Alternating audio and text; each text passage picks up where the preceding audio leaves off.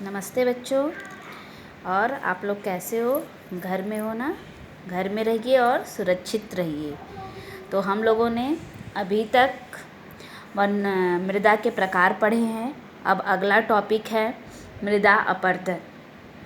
ठीक है, जैसा कि हमने बताया था कि भू निम्नीकरण में जिससे भूमि की उपजाऊपन में कमी आ जाती है, उसी से मिलता जुलता टॉपिक है मृदा अपरदन। मृदा अपरदन क्या होता है उसके बारे में आज हम बताएंगे। मृदा के कटाव और उसके बहाव की प्रक्रिया को मृदा अपरदन कहते हैं। देखो, मृदा अपरदन है जो उसमें कटाव होती है और उसके बहाव की जो प्रक्रिया होती है उसे कहते हैं मृदा अपरदन। मृदा के बनने और अपरदन की क्रियाएं आमतौर पे क्या हैं, साथ साथ चलती हैं और दोनों में संतुलन होता है।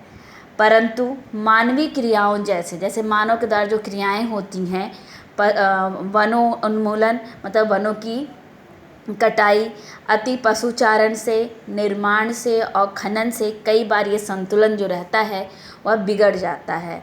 ठीक है, तो प्राकृतिक तत्व जैसे हिमनद, पवन, जल के द्वारा मृदा का अपरदन होता है।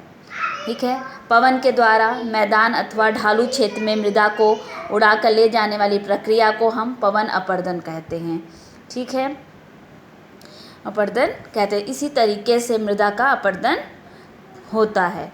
ठीक है, बहता जल जो होता है वो मृत्तिका युक्त मृदाओं को काटते हुए गहरी वाहिकाएं बनाता है, जिन्हें अवनलिकाएं कहते हैं। जो ये लाइन दिया है कि बहता जल मृत्तिका युक्त मतलब बारीक जो मिट्टी होती है उसको काटते हुए गहरी वाहिकाएं मतलब बहते हुए पानी को बहा कर ले जाने वाली जो नालियाँ होती हैं उन्हें क्या बोलते हैं? अवनलिकाएं। ऐसे भूमि जोतने योग्य नहीं रहते हैं और उसे बोलते हैं उत्खात भूमि। देखिए लिखा है ना, उत्खात भूमि क्या होती है? ऐसी भूमि जो जोतने योग्य नहीं रहती और इसे उत्खात भूमि कहते हैं। और चंबल बेसिन में ऐसी भूमि को खड्ड भूमि कहा जाता है। ठीक है, तो इसका कारण तो आप जाने, मृदा अपरदन के क्या कारण हुए? पवन के द्वारा, हिमनद के द्वारा और जल के द्वारा मृदा अपरदन होता है। तो इसके उपाय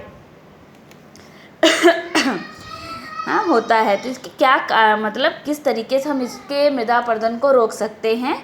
ठीक है, तो देखो, अब जैसे कि सीढ़ी नुमा खेती करके रोक सकते हैं हम, पेड़ लगाकर या हल के अच्छे से प्रयोग करके, हल का अच्छे से सही तरीके से प्रयोग करके भी हम मृदा अपरदन को रोक सकते हैं। जैसे कृषि के गलत तरीकों से भी मृदा अपरदन होता है। गलत ढंग से हल चलाने, जैसे ढाल पर ऊपर से नीचे की ओर हल चलाने से वाहिकाएं बन जाती हैं, नालियाँ बन जाती हैं। हाँ, जिससे अंदर से बहता हुआ पानी आसानी से मृदा का क्या करता है? कटाव कर देता है, मृदा को निकाल देता है, जिससे मृदा में जो उपजाऊपन होता है वो ख़त्म होने लगता है, फिर उत्पादन बहुत अच्छा नहीं होता है। ठीक है, तो उसके संरक्षण के लिए क्या करना चाहिए? ठीक, लेकिन और भी इसके उपाय हो सकते हैं, जैसे कि ढाल वाली भूमि पर सोपान बनाए जा सकते हैं, सीढ़ी नुमा खेती की जा सकती है। जैसे ये ढाल बने हुए हैं, देखो, यदि यहाँ मृदा अपरदन होगा तो मृदा यहाँ से बहेगी तो इस वाली सीढ़ी पे आएगी, यहाँ से बहेगी तो इस वाली सीढ़ी पे आएगी, तो इसे ज़्यादा अपरदन नहीं होगा, मृदा वहीं टिका रहेगा। और दूसरा हमने आपको एक पॉइंट बताया था, पेड़ लगाकर हम मृदा अपरदन को रोक सकते हैं। जैसे पेड़ लगा सकते हैं और पेड़ लगाने से क्या होगा? ज़्यादा मृदा बहेगी, ज़्यादा मृदा नहीं बहेगी और पेड़ों से टकरा कर मृदा क्या होगी? वहीं पर रुक जाएगी।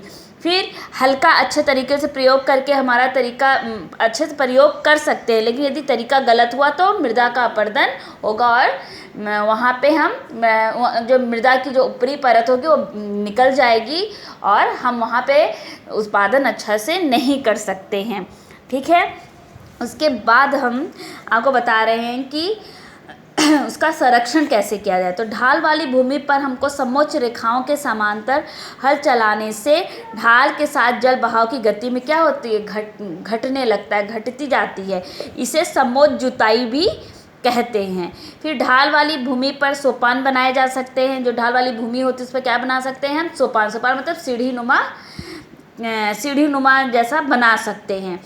फिर उसके बाद हम सोपान कृषि अपरदन को नियंत्रित भी करती है। फिर हिमालयी क्षेत्र जो है उसमें भी हम सोपान या सीढ़ीनुमा कृषि कर सकते हैं। फिर हम बड़े खेतों को पंक्तियों में बांट सकते हैं जिससे मृदा का कटाव कम होगा। ठीक है। फिर फसलों के बीच भी हम घास की पंक्तियों को उगाई जाती है, तो ये पवनों के जनित बल को भी कमज़ोर करती है। तो ये सब जो है इसके उपाय करने से हम मृदा के अपरदन को रोक सकते हैं। फिर अब यहाँ पर हमारा ख़त्म होता है पहला चैप्टर। अब इससे संबंधित जो भी प्रश्न हैं हम आपको अगले वीडियो में देंगे। Thank you.